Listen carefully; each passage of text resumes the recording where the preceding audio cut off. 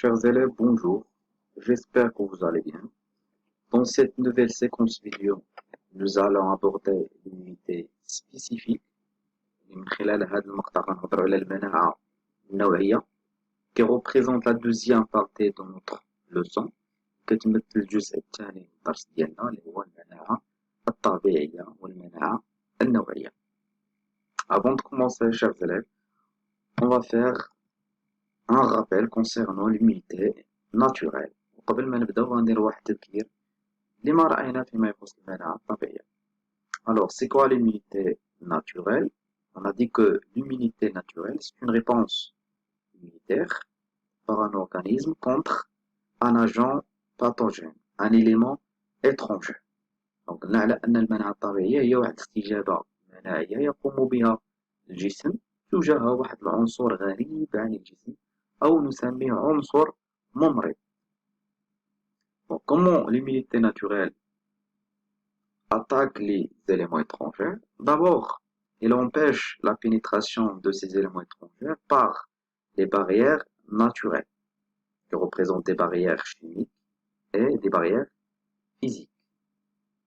Donc, si l'agent pathogène arrive à pénétrer à l'intérieur de notre organisme, une réaction inflammatoire se déclenche pour empêcher et pour neutraliser cet élément pathogène. Alors, comment la réaction inflammatoire arrive à neutraliser les éléments étrangers? Tout simplement, c'est par le phénomène de phagocytose qui se déroule en 4 étapes, comme on a déjà dit. La première étape, c'est l'addition ou l'accoulement.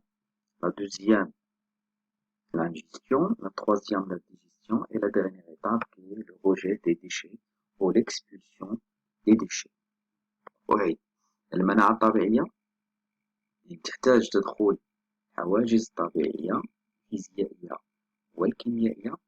إذا استطاع مولد مضاد الدخول إلى داخل الجسم، هناك حدوث استجابة أو تحدث استجابة التهابية تتميز بعلاماتها الأربع: الإحماء، ارتفاع المحلي درجة الحرارة، الانتفاخ، الألم. كيف تقضي هذه الاستجابة الالتهابية على المولد المضاد؟ بكل بساطة بتدخل البلعميات فيما يسمى بظاهرة البلعمة التي تتم على 4 مراحل و4 مستويات. المرحلة الأولى هي مرحلة تثبيت المولد المضاد، يقدر يكون مثلا بكتيريا، ثم بعد ذلك تقوم بابتلاع هذا المولد المضاد، تقوم بهضمه، وأخيرا تقوم بطرح الحطام. Maintenant, on va parler de l'immunité spécifique. D'abord, on va المناعة النوعية. L'immunité spécifique se caractérise par 2 voies. هذه المناعة النوعية تتميز بمسلكين: voie hémorale et voie cellulaire. مسلك خلطي يسمى مسلك خلطي باللغة العربية، وهنا تنهضروا على مسلك خلوي. Donc une voie hémorale et une voie cellulaire. Donc la question qui se pose maintenant, c'est de quoi se caractérise l'immunité spécifique à voie hémorale de l'immunité spécifique à voie cellulaire? Voilà la question. Donc, de quoi se caractérise la voie hémorale de la voie cellulaire? Dans cette séquence-là, on va traiter seulement, nous parlerons seulement de la voie hémorale. Alors, vous pouvez écrire sur votre cahier, grand 2, en rouge, l'immunité spécifique, en parenthèse. سجلوا عندكم المناعة النوعية وتسميوها أيضا المكتسبة. على سمينا مكتسبة لأن الجسم يكتسبها عكس المناعة الطبيعية التي تكون فطرية تولد مع الجسم أو مع الإنسان أو مع الكائن الحي. Donc هذه مكتسبة لأنها تكتسب. Commence d'abord par la réponse immunitaire à médiation orale. Donc هنا عندنا médiation. Donc soit on dit médiation ou à voie. لا استجابة ذات وسيط à médiation orale خلطي أو نقول استجابة مناعية ذات مسلك خلطي. Pour bien comprendre c'est quoi la réponse unitaire à mes questions et morale, on va réaliser des activités que vous avez dans la fiche numéro 2. Et on commence par la première activité. Donc, vous avez ici décrire l'évolution de la quantité de toxines et des anticorps en fonction du temps, d'après le document numéro 1. يعني تطور كمية السمين ومضادات الأجسام بدلالات الزمن من خلال الوظيفة رقم واحد. Et avant ça, قبل ذلك سنتحدث عن مجموعة من التعاريف.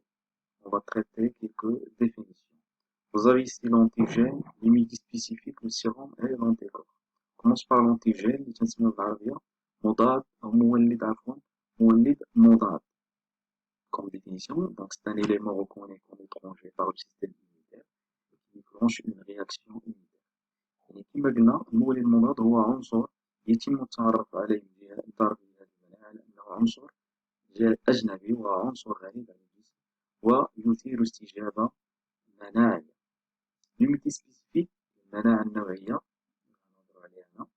c'est une réaction immunitaire acquise et plus lente هي استجابة مناعية مكتسبة وتتم بشكل بطيء.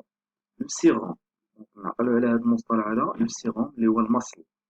المصل c'est une partie liquide du sang qui ne contient pas des cellules. هو الجزء السائل من الدم الذي لا يحتوي على الخلايا. إلا خدينا الدم ديال الإنسان بواسطة واحد التقنية نقوم بفرز السائل عن الصلب. داك الصلب تلقاو فيه مجموعة من الخلايا بحال الخلايا ديال الدم الحمراء والخلايا البيضاء. كيبقى عندنا واحد السائل اللي تنسميوه المصل أو لو سيروم. Puis on va parler des anticorps مضادات الأجسام. هنا عندنا la définition des anticorps. Ce sont des molécules libérées de le sang par les lymphocytes B activés. هي جزيئات يتم إفرازها وتحليلها في الدم من طرف الخلايا اللمفاوية B. ملي غنرجعو نهضرو على هاد لي ليمفوسيت B باش نعرفوهم كاينين شنو نديرو ليهم. دونك متى تفرز هذه اللمفاوية B هاد المضادات الأجسام عندما تكون نشيطة.